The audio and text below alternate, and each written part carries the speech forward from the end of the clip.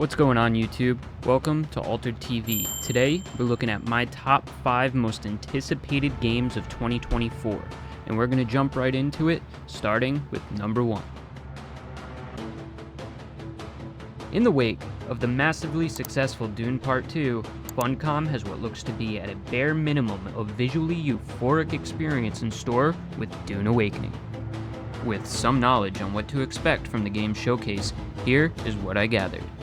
Players get to embrace their creativity in the depths of a detailed character creation menu, as well as harvest resources to craft weapons and items and to build a headquarters defining each gameplay experience as unique. Dune Awakening appears to be setting the bar for both MMO and survival crafting genres. You'll traverse the infamous sand world of Arrakis on foot or in familiar vehicles to learn skills and abilities taught by Mentats and Bene Gesserit. Built on Unreal Engine 5.2, in one of the first to use the Lumen's lighting system, I cannot wait to see the final product of this game and to play it on early access on my Steam store late this year. It's been 30 years since the Great Storm and we've survived. But what now? Coming in at number 2 on my list is probably of no surprise, Frostpunk 2. 11-Bit Studios game directors are making it clear that they are building onto the Frostpunk 1 platform rather than just a continuation of the first game. You are now building districts instead of single-standing structures. The population has grown to thousands, and oh yeah, the decisions are now of utmost importance due to the new political hierarchy called the Council. The challenge now lies in order. Conflicts between factions set the tone in the sequel. Each faction will have their own idea of how you should run the city. Oh, and don't worry, the storms we know all too well are still a huge threat to your survival. However, the division of factions and how this political dynamic plays out is a new and fascinating mechanic. I'm truly excited for Frostpunk 2 and its release on July 25th of this year. With a bit of a change of pace, coming in at number 3 is Aura History Untold.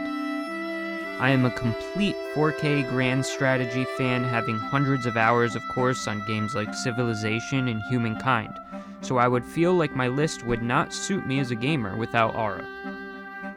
One of the coolest features of this game developers Oxide are talking about is what they are calling a living world, meaning that the behaviors of people and the environment change and adapt to the changing world around them.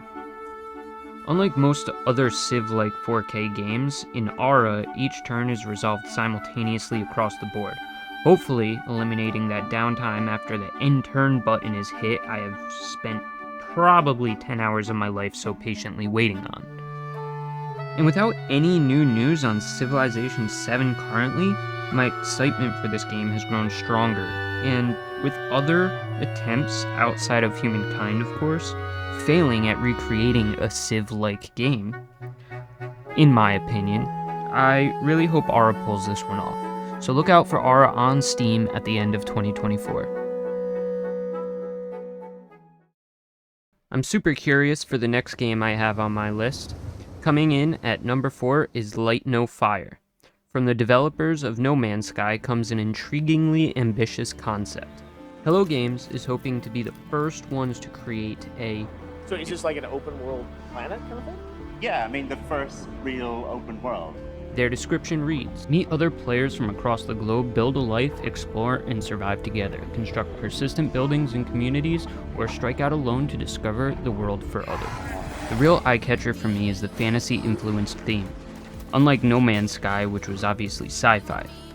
On a map with no boundaries, at a scale never been attempted before, you can explore diverse biomes, gather valuable resources, and build unique homes. We're also told that in a constant fight for survival, there also are going to be generous amounts of lore.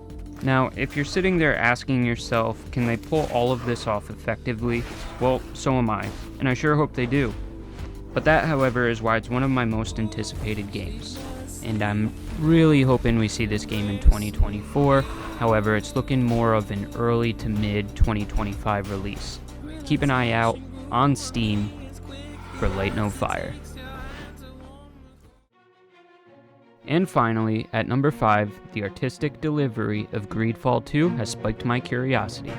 Greedfall 2: The Dying World is an open-world RPG set in the world of Tearfredy. In Spider's sequel to the first Greedfall, you play as a native from the Isle of Tearfredy that travels to the mainland, getting involved in conflicting politics and factions.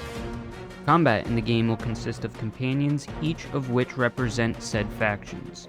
The outcomes are said to be based on choices and consequences. For example, a companion can leave you if you are siding with a disagreeable faction.